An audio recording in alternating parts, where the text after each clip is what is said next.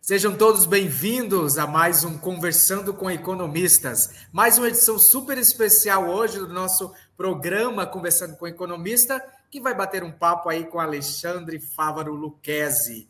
O Alexandre, ele é professor visitante na Universidade Federal do ABC, doutor em Ciências Econômicas na área de Teoria Econômica pela Unicamp, possui mestrado em Economia Política pela PUC São Paulo e é bacharelado em Ciências Econômicas pela Unicamp. Nosso convidado, ele foi um dos premiados no Prêmio Brasil de Economia, na categoria Livro, uma premiação cedida aí pelo Conselho Federal de Economia. Daqui a pouquinho a gente vai falar sobre essa premiação.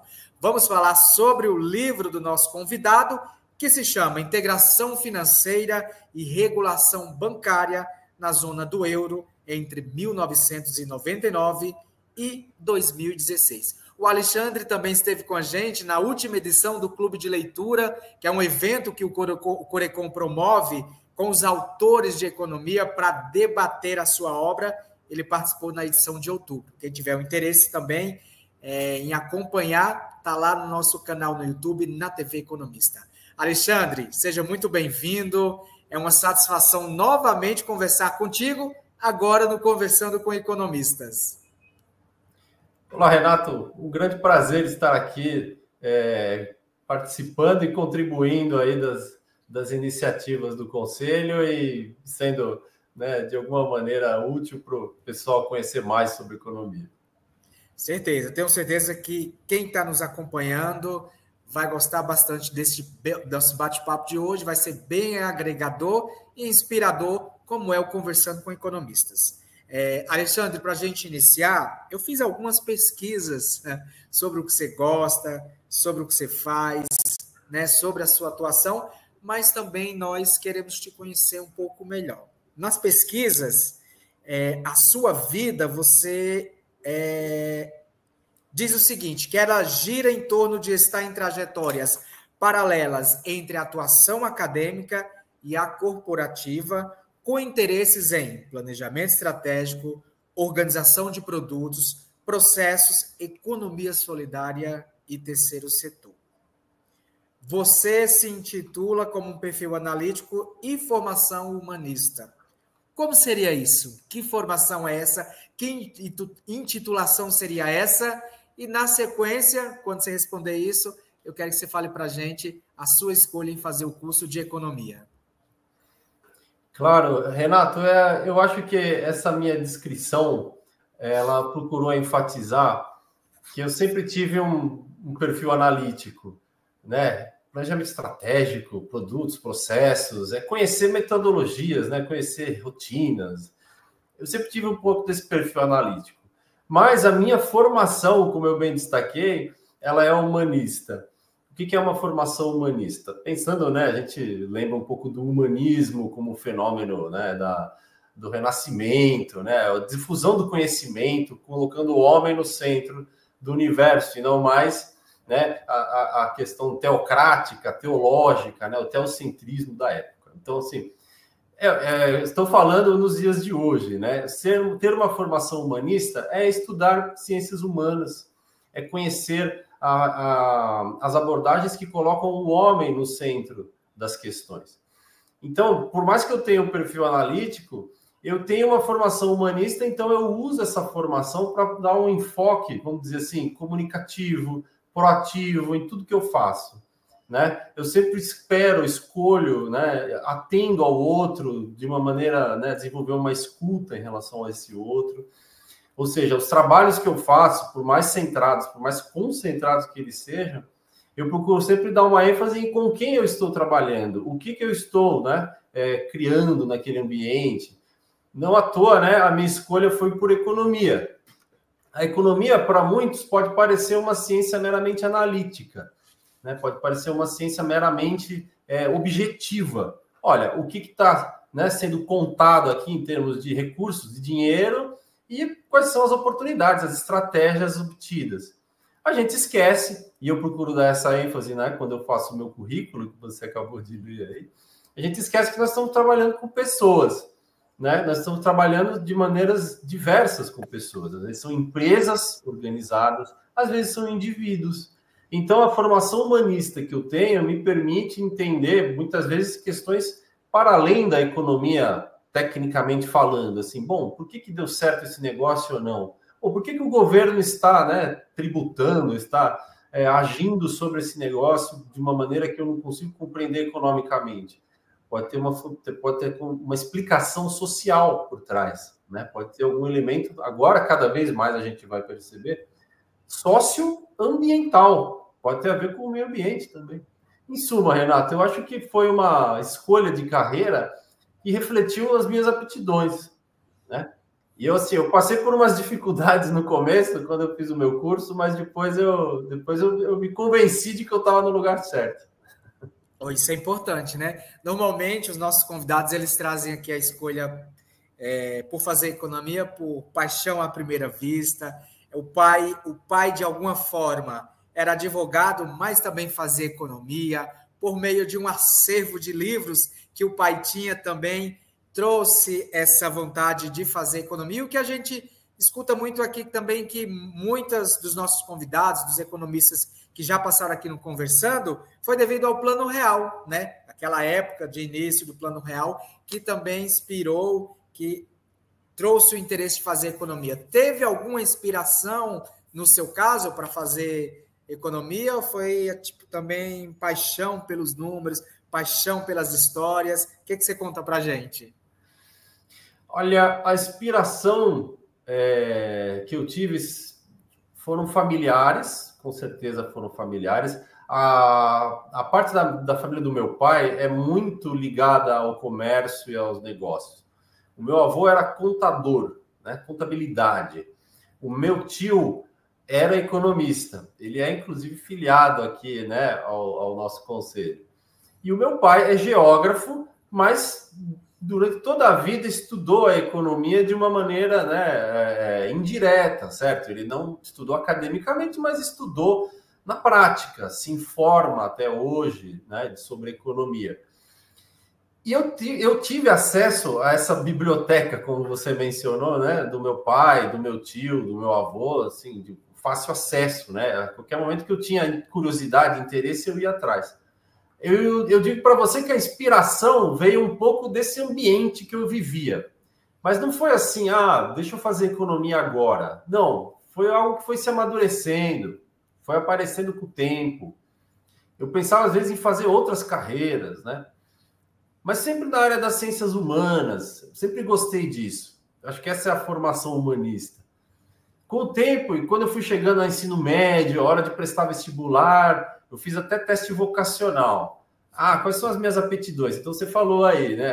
Eu estava me dando bem com os números, com os cálculos. Mas eu não queria ser engenheiro, eu não queria ser, né, carreiras dessa área. Agora, não queria também ir para medicina, não queria ir para outras situações. Então, de todas, eu falava assim, ciências sociais, história. Aí eu falei assim, e a economia? A economia mexe bastante com isso, com administrar números e tal, né? E vai além da administração, tem uma ideia teórica por trás. Então, acho que foi mais do que inspiração, foi uma ideia sendo construída, sabe? Tá respondido. Aproveitando que a gente continua nessa parte de formação do curso de Ciências Econômica, outra coisa também, uma curiosidade, algo que eu quero que você fale aqui para a gente, e também muito importante, né? Que você, Alexandre, tem um grande interesse em avançar no ensino de economia, não apenas na instituição do ensino superior, mas também em escolas técnicas e cursos profissionalizantes, pois, na sua visão, você entende que é uma área de fundamental importância para a inclusão social. Uhum. O que seria essa formatação, essa abrangência de também levar esse avanço também para escolas técnicas e profissionalizantes? Eu, durante muito tempo, me programei para ser um economista, vamos dizer assim, né, no sentido mais tradicional do termo, trabalhar em alguma empresa, no âmbito estratégico da empresa, o planejamento. Devido às minhas, né, aptidões aí analíticas, Renato, eu acho que eu sempre fiquei com isso na cabeça. Eu vou ficar ali, né, montando alguma coisa junto com outros profissionais. E quando eu fiz o meu curso de economia, eu gostei bastante. A Unicamp, ela tem essa formação humanista também, e reforçou esse meu lado. A Unicamp, ela propicia ali um espaço de muito estudo, né? Ela tem uma academia, uma pós-graduação, né? Um mestrado, um doutorado muito fortes ali. A gente a todo tempo estava tendo aula com professores na nossa graduação que estavam dando aula na pós também. Então eles vinham assim, né, com uma vivacidade dos argumentos, das discussões. Economia é sempre conjuntura, é sempre alguma coisa que está acontecendo. E é uma preocupação constante da Unicamp a inclusão social. Desde então, eu comecei a criar uma paixão pelo ensino. Eu comecei a me interessar bastante pelo ensino, em atuar justamente transmitindo conhecimento, levando a minha ideia, né, a ideia que está sendo trabalhada por alguém, que está sendo desenvolvida por alguém, e eu ser o veículo dessa mensagem, dessa ideia.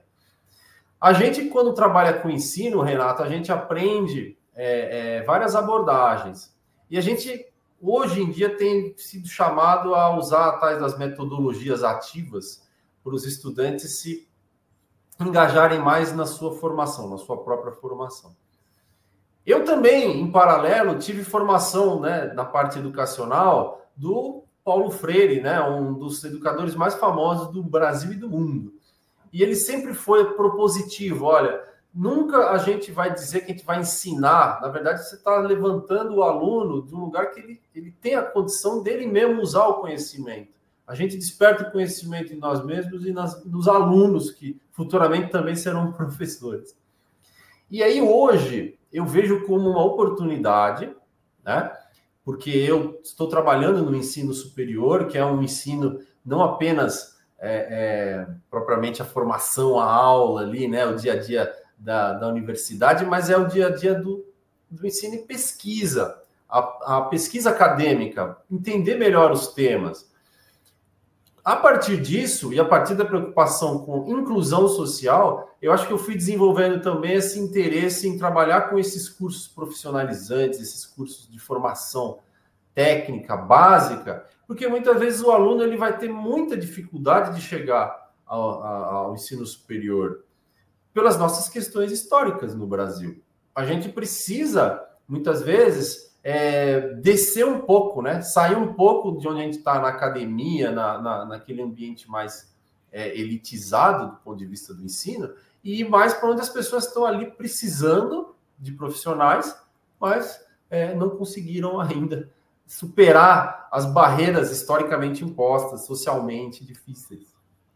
Em muitas discussões, também eu queria saber sua opinião, sua visão, fala-se muito da importância de ter uma disciplina de educação financeira, de falar sobre economia também no ensino médio, nesses cursos técnicos e profissionalizantes, não só na parte a escolha agora da faculdade, vamos fazer o curso A ou B, mas levar essa educação financeira também para o ensino médio. O que você pensa sobre isso? Sobre essa didática e aí dessa ideia de tentar trazer e implementar? Porque isso é muito visto, principalmente em debates com alunos, a importância de ensiná-los já desde cedo. Qual a sua visão sobre o tema?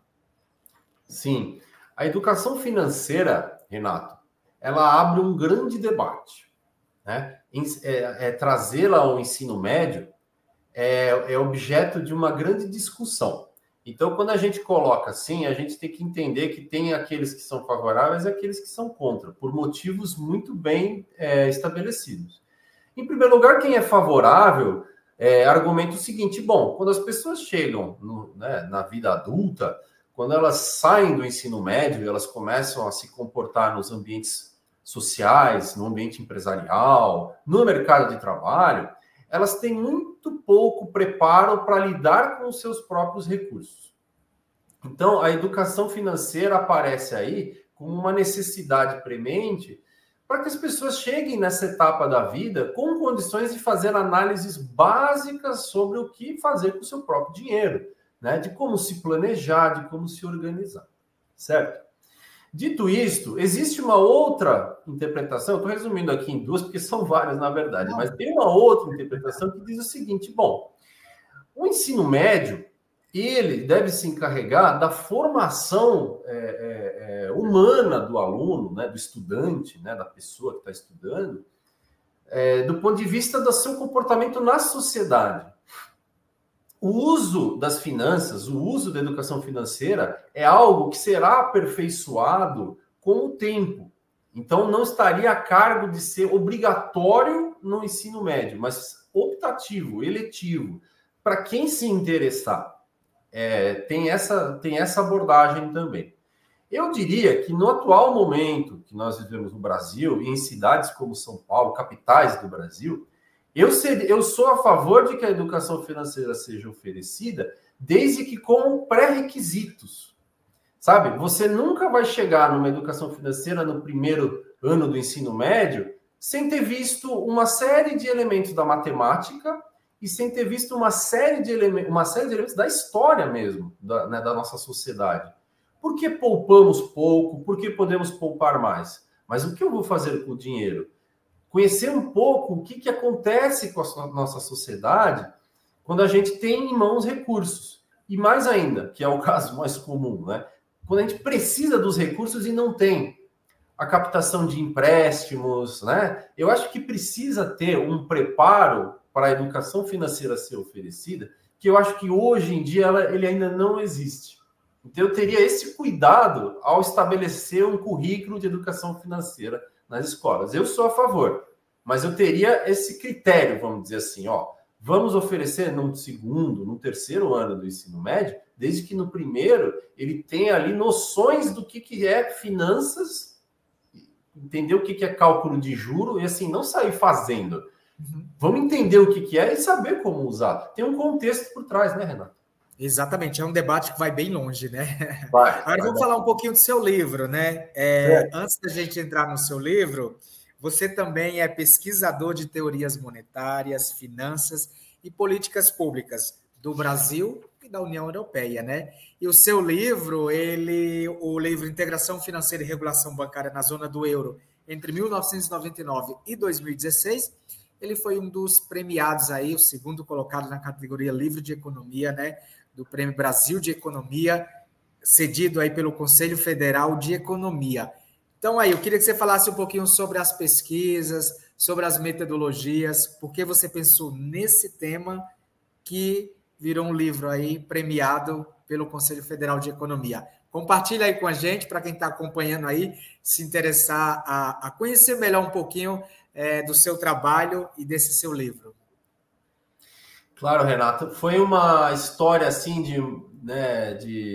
de aproximação com o tema que parte desde a minha infância. Eu sempre achei fascinante o estudo da União Europeia, pelo esforço de coordenação que foi feito ali e pela interação de povos muito distintos, né? É claro, a gente sabe que a Europa também foi responsável pela colonização, então é o outro lado da história, né? Nada que foi construído ali foi sem muita superação de contradições sociais, certo? Então, a Europa também passa a assumir um passivo histórico em relação a isso, conforme ela se une. Ela assume essas responsabilidades, né, do que ela criou. Mas sempre me fascinou o fato de povos distintos criarem uma união. E essa união foi extremamente econômica. Eu estudei isso muito na minha época de ensino fundamental, e durante ensino médio, faculdade, né, ensino superior, eu fui para outros temas. Eu vim mais para o Brasil. Eu entendi, né, um pouco mais como é que funcionava o sistema financeiro. Eu fui criando também interesse sobre isso. Aí eu estudei o Banco do Brasil, aqui no Brasil. Estudei o que eram bancos de caráter público, né? O Banco do Brasil é um tipo de banco público. Nós temos o BNDES no Brasil, nós temos a Caixa Econômica, ou seja, o governo atua. E no mundo também tem bancos públicos. Quando eu chego no meu doutorado, eu falo assim, puxa, tem aqui um problema acontecendo nos dias de hoje, era 2012, 13, né? Quando eu começo meu doutorado, tem um problema aqui que é o euro parece que não vai dar certo. Parece que tem gente querendo sair do euro. E aí eu me lembro dos meus tempos de escola. puxa, mas era uma união tão bem sucedida, o que será que está acontecendo? Aí eu vou entender que o problema está nas diferenças bancárias, nas diferenças nacionais, certo? Do ponto de vista financeiro. Ah, que fascinante. Então eu começo a estudar isso, começo a estudar os aspectos técnicos, regulação de Basileia, que é uma área que a minha professora Simone Deus, que hoje está aí, né, à frente da Comissão das Mulheres, das Mulheres Economistas no Corecon, ela me orientou e me disse, olha, tem muita coisa boa para a gente estudar. E a gente estuda na Unicamp um autor chamado Hyman Minsky, que ele pensa do ponto de vista da instabilidade financeira. O que explica o capitalismo é a tendência das finanças a serem instáveis, a criarem crises sucessivas. E eu estava olhando para uma crise que tinha acontecido ali recentemente. Olha só. Então, eu vou usar a ideia do Minsky, de outros autores, e tentar entender o caso europeu. Isso me levou a estudar até na Itália, que eu tive o privilégio de poder fazer 6 meses de doutorado sanduíche na Itália. Eu escrevi um capítulo inteiro sobre a história da formação da União Europeia do ponto de vista dos controles de capitais. Como é que eles permitiam ou não que os capitais fluíssem de um país para o outro. Isso explica a integração que aconteceu depois. O meu orientador lá, o Luca Fantati, ele também seguia uma visão de pensamento keynesiana, né? Porque o Minsky é um keynesiano, e ele fala assim, eu tenho umas diferenças aí, mas acho que a gente tem muito a contribuir. E no final, a minha tese de doutorado, ela trouxe tanta coisa diferente sobre a Europa, e até hoje ela estuda um período tão bem datado, né, que é desde que o euro circulou, em 99, até 2016, que foi quando eles falaram assim, bom, está faltando uma união bancária na Europa. Porque a gente usa a mesma moeda, as finanças circulam, mas a gente não tem bancos falando a mesma língua, cada país fala uma língua. A partir de então, a união bancária entra em funcionamento. Então, eu acho que o meu livro teve essa, né, quando eu lancei como livro, eu tenho essa ideia de que ele fique disponível para as pessoas entenderem um período que foi o período inicial do euro. O que vem depois, né? E aí eu tive também a felicidade do Conselho Federal abrir esse prêmio e eu quis participar, porque o livro estava recém-lançado. E mais uma felicidade de ter sido contemplado, de ter recebido essa menção honrosa, por ele ter sido, assim, né, um livro considerado interessante, bem feito, né? Num ambiente muito bem acolhido, inclusive, né? Eu procurei divulgá-lo no melhor ambiente possível, né? Como dos conselhos da gente. E nós ficamos ainda mais felizes e satisfeitos por saber que você é aqui de São Paulo, você aqui é registrado no Corecon São Paulo e representou todo o estado e todos os economistas daqui, o que engrandece mais ainda essa premiação, Alexandre. Agora, aproveitando, vou te pedir uma dica, especialmente para quem está nos acompanhando, que tem todo um projeto, ou alguma tese, ou alguma dissertação, e quer transformar isso em um livro. O que você fala para esse pessoal aí que está pensando, que ainda não sabe quais os caminhos seguir?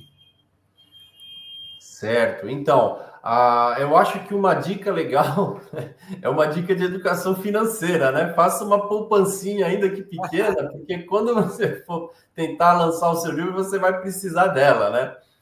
E hoje em dia a gente não precisa fazer só autofinanciamento, Renato. A gente pode fazer uma parceria, muitas vezes, com pessoas que têm interesse no nosso livro e podem ser os nossos, entre aspas, investidores anjo aí, tá bom? Eu acho que essa é uma dica do ponto de vista financeiro. Agora, acadêmica seja sempre criterioso, né, nas suas referências teóricas. Porque os seus estudos, as suas tentativas, elas podem ou não dar certo. Mas não dar certo do ponto de vista acadêmico não quer dizer que o trabalho não foi feito. Porque você precisa de um bom referencial teórico, uma boa metodologia para mostrar que o trabalho fez sentido, mesmo que ele não tenha resultado como você esperasse. Aquilo estará documentado. Olha, eu falei que a conversa ia... Por mim, a gente ficaria aqui conversando, batendo um papo o resto da manhã inteira. Mas a gente está já chegando no finalzinho. E antes da gente finalizar, eu tenho uma última pergunta, mas eu queria que você usasse a sua resposta como uma dica, né? Especialmente para os jovens economistas, porque você fala que a sua vivência no mercado trouxe uma visão de mercado na prática. Aí eu te pergunto, Alexandre, como dica, para quem está iniciando agora o curso de Ciências Econômicas, para quem já está também aí nessa embarcação, mas ainda não teve essa vivência de mercado, né? Qual a dica? O que você fala para esses jovens e futuros economistas? Eu falo para eles, Renato, que para toda experiência que eles tiverem, às vezes é uma experiência assim, não está pagando o que você gostaria, né? O salário não é legal, mas é uma primeira experiência. Às vezes você está fazendo um estudo que demora, que é difícil. Às vezes é uma prova de capacitação, às vezes é um exame de admissão de certificado, né? Tem muita gente que tira certificado. São aquelas primeiras, né, tentativas da gente quando a gente está finalizando o nosso curso de economia e se lançando ao mercado de trabalho. Pessoal, observem tudo que vocês estão fazendo. Guardem tudo que foi ensinamento, né?